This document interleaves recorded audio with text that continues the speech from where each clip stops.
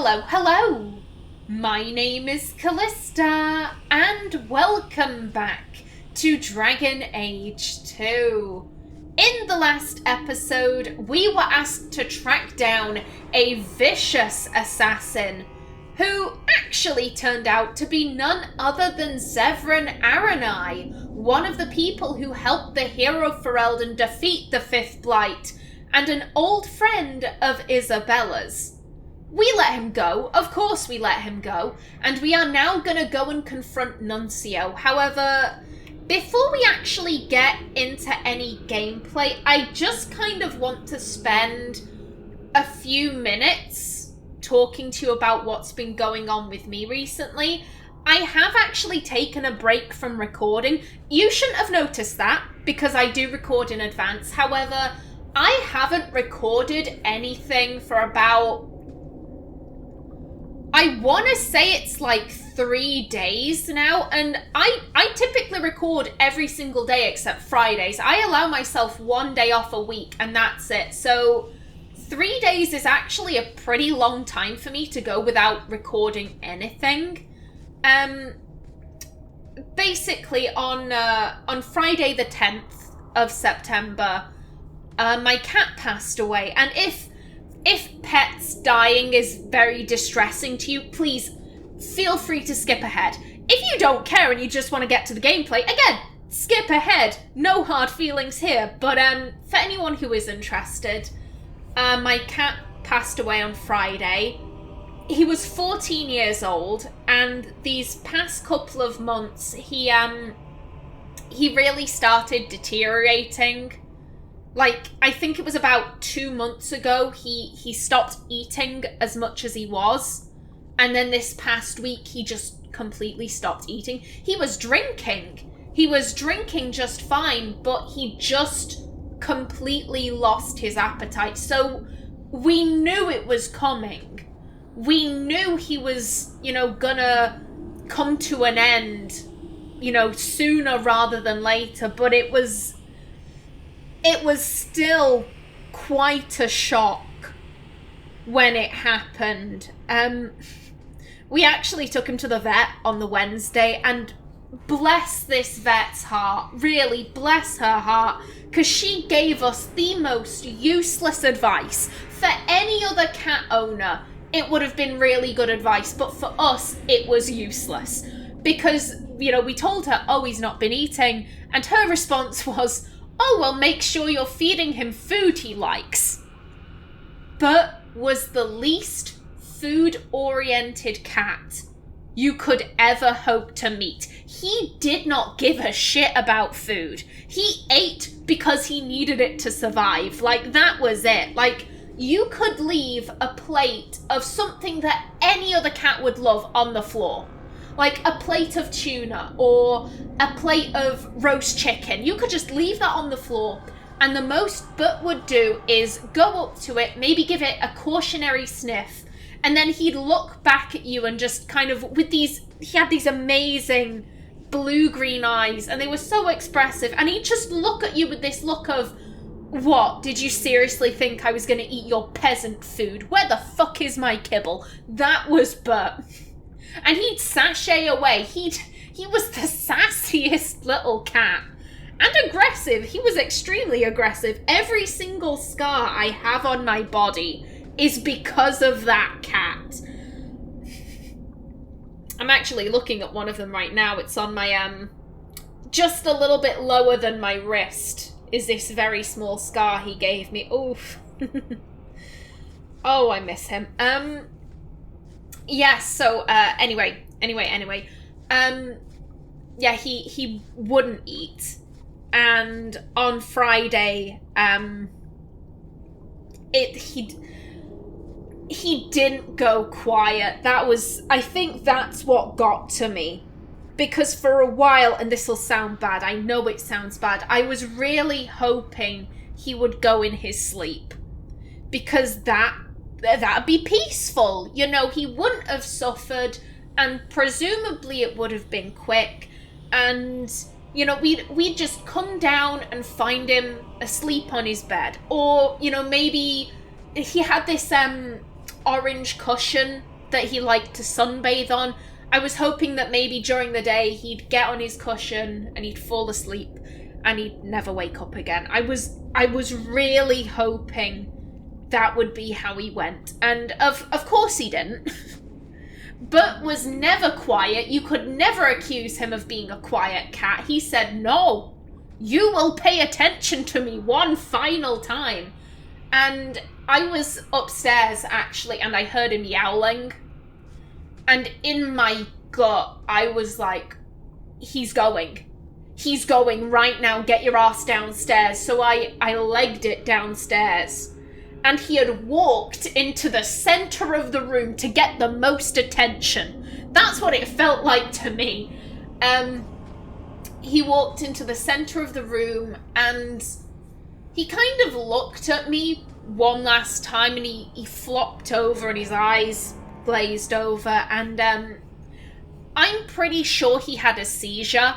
I'm not a veterinarian. No one in my family is, so I can't say that with certainty. However, I've seen seizures in humans, and based on what Bert's body was doing, it looked like a seizure to me, and it was quick. It maybe lasted 2 minutes. Not even that. I would say like a minute and a half. But it looked violent and painful. And I think I'm glad I was there. Don't get me wrong, I am glad I was there. We got Bert when he was... He would have only been a few months old. We got him when he was a little cat. So it was right for me to be there at the end. And I don't regret that. I don't regret it for a minute. But I think seeing him like that and being unable to do anything, I think that was a lot more traumatic for me than I first necessarily thought. And on that Friday, because it devastated my mum. Absolutely devastated her. My dad, he's upset. Don't get me wrong, my dad is upset. You know, he loved the cat, but I think an appropriate, like, oh, if you want to think about my dad, imagine this character, Sheldon Cooper from The Big Bang Theory. That is, I'm like, that's him. He is emotionally a bit odd. That's my dad. So we had, you know, him just sort of being like, he's dead, whatever. We had my mum, who's an emotional wreck. So, I'm just sort of there keeping it together for her. So I don't think I really thought about it on that Friday, but when it reached Saturday, I just couldn't. I just couldn't face recording. And I had to take a couple of days off. Oof. As I said, I'm doing okay now. At least I think I am. I'm still upset. You know, we had that cat for 14 years. I loved him dearly. And I think I am a bit upset that, you know, his final moments were so violent. I'm sad that he couldn't have had a more peaceful end, but I'm really trying to kind of keep a hold of the idea that, like, well, now he's not in pain. He can't be in pain now. He is at peace. And, you know, just trying to remember the good times, you know, from when he was young and happy and healthy. I do apologize if I've kind of, you know, I've started this episode on a bit of a downer. However, I just kind of wanted to say what's been going on for me.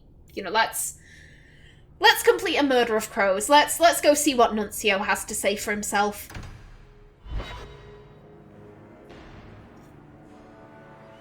I let your assassin go. Was I not supposed to do that? You had him?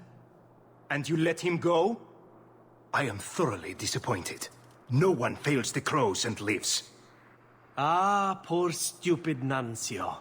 The crows do like that saying, but I am living proof it's a lie.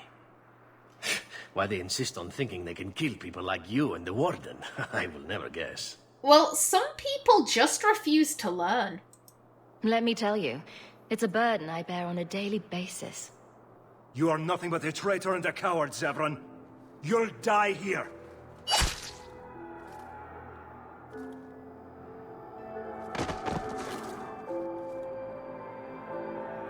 Yes, well, let's see how that works out for you. Okie doke, first things first, summon the puppy. And haste. Now go, go, go. And now there's no one really around me. Okay, now there is. Yes, bugger off. Okay. Ooh, do. I see you, buddy. I see you. There we go. Okay, who is where? Where is Nuncio? No, seriously, where is Nuncio? We can't have killed him already. Am I being stupid? I'm gonna assume he's just gone invisible. Okay, and bugger off. Oh, is he back? Is he back? Oh. No, wait, yes, there he is. You're there, hiding. Hiding amongst the names. Okay, just keep mapping him. There we go. Everyone is still looking okay-ish for help. Again, bugger off. How dare? How dare you? Oh, I can't really knock it back. There we go. Keep on him. Keep on him. Down you go. Okay, excuse you. No going after the other healer. There we go. There we go. Back over here. Let's do a group heal. Better to be safe than sorry. Puppy is still up. And you can bugger off. Okie doke. I'm sure you wish to loot the camp, yes? Talk to me when you're done. Buddy, oh my god! Oh my god, Zevran, are you okay? Zevran, maybe don't do this. Maybe this is his new thing.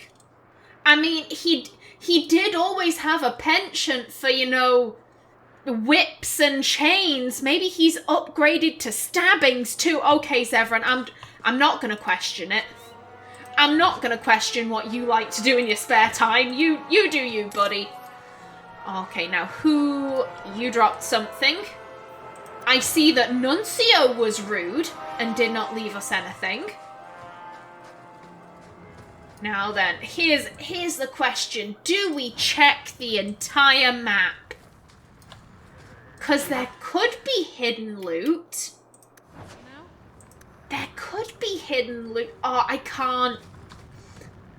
In all good conscience, I can't leave this map without doing a full sweep. No, I thought there was a shiny thing on the rocks. No, that was just wishful thinking.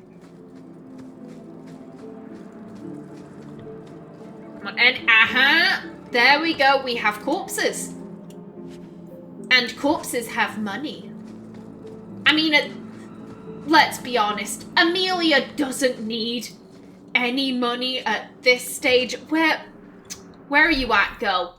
351 sovereigns. She does not need any more money. However, I imagine that Amelia frequently gives to, charities. She's a patron of various charitable organizations. I imagine that she actually goes into Darktown and gives money to, Ferelden refugees who aren't doing so good herself. So, maybe she'll use these silvers to fund some of that. A yoink. Now then, is that everything?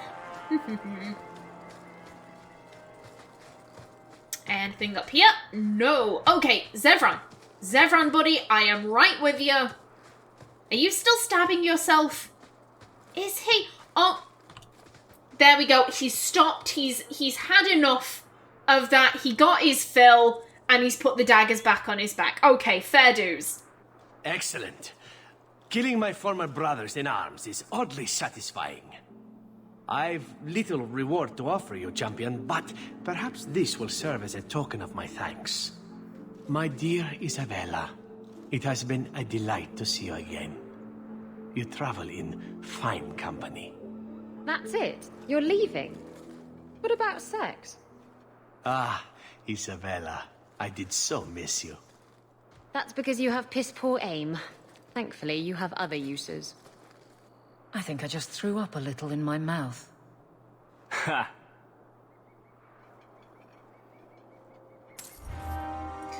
I love that. I love that. That is so Zevran and Isabella. Oh, I will say, if you have been flirting with Zevran, you know, throughout this quest, then he will actually offer Hawk the option, hey, do you want to come and have sex with me?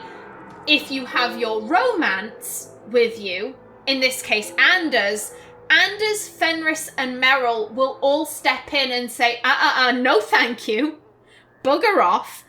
If you are romancing Isabella, then the situation is kind of similar as to what happened here. Isabella says, what about sex? And Hawk says, what about me? And Isabella just kind of says, oh yeah, you're coming too. I thought that was implied.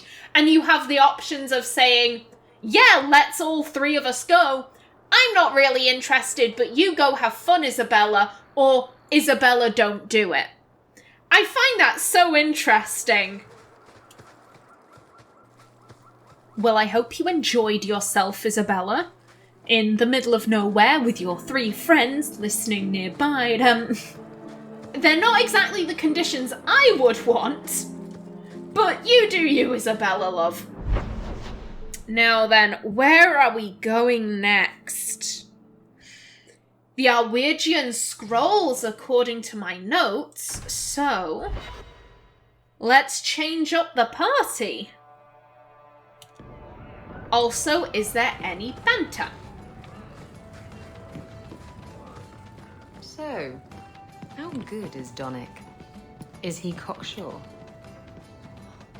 Just get it out of your system. Did he curl your toes? Grope your grinder? Aal your Eamon? Caddis your Katie? Praise your maker? Or master your taint? That's an old one. Yes, all right. He's an incredibly proficient lover. Happy? Well, that's rather personal, don't you think? Hey, I love the Aal your Eamon. I think one of the other ones she says is shank your Jory, which is so harsh. If you don't remember, Sir Jory was one of the he was one of the prospective Grey Warden recruits from Origins. There was Davith and Jory. Davith was the one who drunk from the cup and died, and Jory was the guy who was like, I don't know about this, I think I should run away, and Duncan shanked him. I'm just like, what a legacy, Jory. You know, becoming a euphemism for sex. Think of his wife, Helena. Just think of her. I think his wife was called Helena. Yeah, she has beautiful eyes, my Helena. Aha, my memory is sharp, at least. Okay, who am I bringing for this? I want my go-to team. There we go. The group I feel most comfortable with. And I do believe that the hidden lair is in Darktown.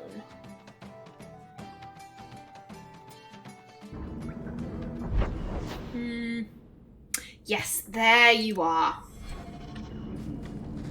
Oh god, it's right next to Anders' clinic. Anders, why are demons drawn to you? Why does this occur? At least we're dealing with it pretty quickly. Okay, then. Oh, there we go.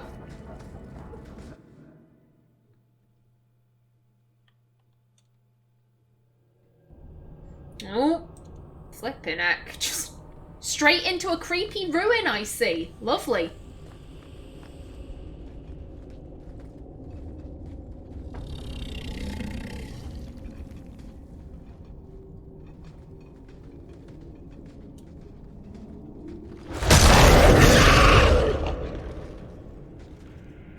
The seals are gone. Foolish wards held by pretenders. Aspects. The true source is missing. The power unheld. But I command a peace. Summoned a horror. Of course I did. Why wouldn't I do that?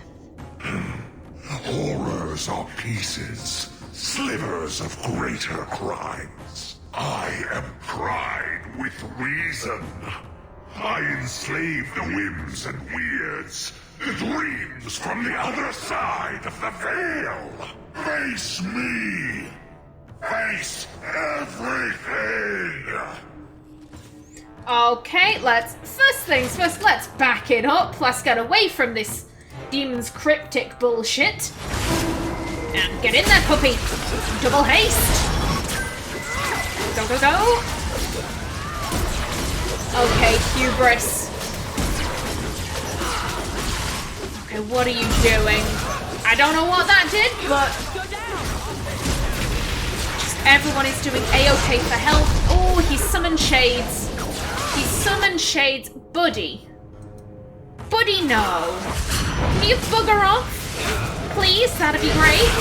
Oh, excuse you? Don't fling green shit at me. Nope. Nope. Don't know what this does, but nope. Amelia, get out. Out, out, out. Okay. I don't know what that did, but screw it. Okay, back on this guy. And again, bugger off. No, that wasn't an invitation for more of you. Goddamn shades. Oh, no. Let's do a group heal.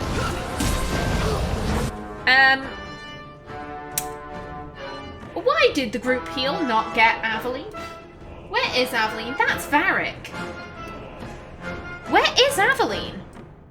Okay, you're there, that's fine. You do you.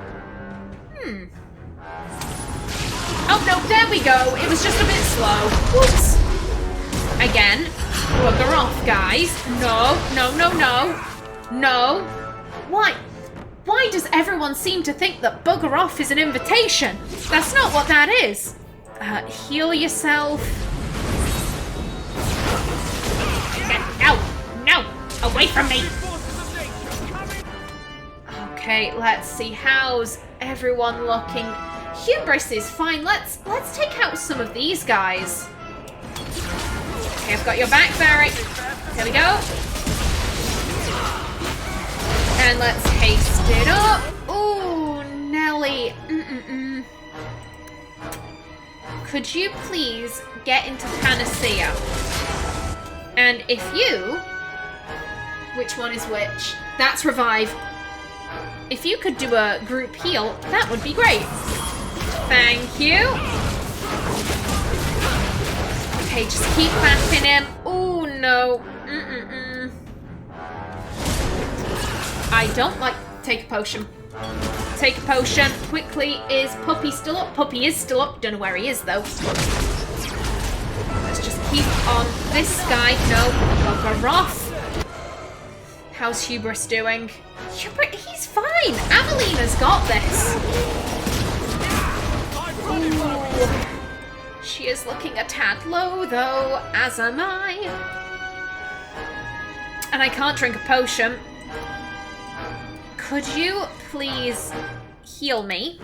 That'd be great. Okay, go. Take him out. Okay, and Aveline, I've got you, girl. I've got you. Ooh, flipping heck, what's going on? He's almost down. Okay. on. There we go. Now it's just the big boy. Oh, God. Mate, that was not the time. That was not the time. Come on. We're so close. Keep on it. No, no, thank you. No, thank you. There we go. Paste it up. Quickly now. Go, go, go. Nice. And there we go. The physical form of hubris is defeated. Nice. Now then, what the excuse you? Excuse you? You are late to the party.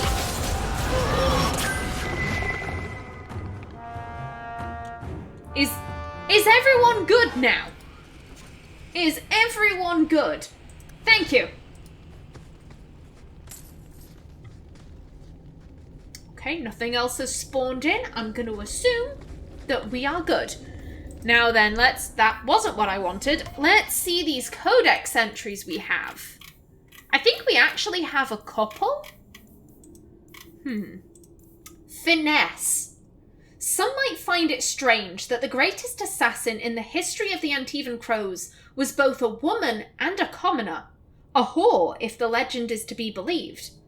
I conferred with several crows myself, all of whom spoke only with monetary incentive as well as assurances of anonymity, and they say it is true. The assassin known to legend as Finesse was Callisto de Bastion, a wealthy courtesan who was welcome in many noble homes as well as their bedrooms. She was gifted with a silver tongue and, according to my contacts, may have received training among the Orlesian bards in addition to her time with the crows.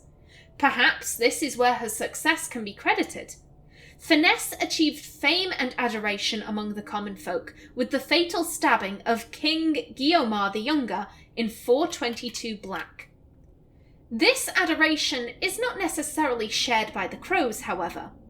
That she was captured, hanged, and had her fabled dagger auctioned off to the highest bidder speaks poorly of her skills. Still, in centuries since, the crows have embraced her legend as their own. Convenient, as it only adds to their dangerous reputation. From A Shadow Unfolds, by Brother Ansel of Hosburg, 710 Storm. Glandavalis. It is heresy today to speak of Shartan, an elven slave that rose up against his Tevinter masters to help Andraste's barbarian invasion. It seems most people would prefer to believe that Andraste crossed the waking sea with little more than a basket of flowers and songs of peace and harmony.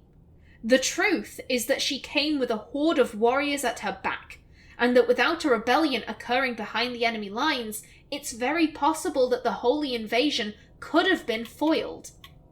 Shartan was a slave who became a fabled warrior and later a devotee of Andraste herself, and we know this because of the Canticle of Shartan spoke of their meeting on the Valerian fields. Andraste gave him a mystic blade that he called Glandavalis, translation unknown, and he even fought at Mafarath's side. But now the Canticle is one of the dissonant verses, and has been ever since the exalted march of the Dales. It seems we don't wish to speak of elven heroes or the role they played in Andraste's war, any more than we wish to speak of barbarians or the bloody death toll that accompanied the war.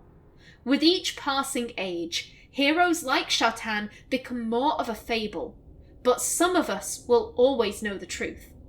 From the Dissonant Verses by Sister Patrine, Chantry Scholar, 925 Dragon. Very interesting. Anything else? Oh, the Enigma of Kirkwall, we read that. Ambrosia, we also read that. Characters. Zevran Aranai. We are in danger, friend. 2 of the 7 guildmasters are already in Zevran Aranai's pocket, and the Guildmaster of Rialto is dead. While no proof exists, we both know he was involved, whether he claims the deed or not. They should have released him when they discovered he lived. Honor of the Antivan Crows be damned. What option do we have now?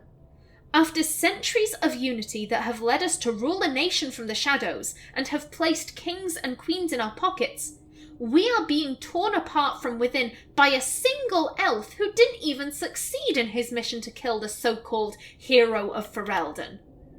The Guildmasters dismissed Zevran's threat without considering just how many assassins were similarly disaffected. Too many of our numbers have been cheated. Whoop-de-doo, there goes me timer. Let me start that again. The Guildmasters dismissed Zevran's threat without considering just how many assassins were similarly disaffected. Too many of our number have been cheated out of their rightful tithes, driven into hiding, or intimidated into silence. And somehow, Zevran is finding them all. You report that he is not in Antiva, but that isn't always the case.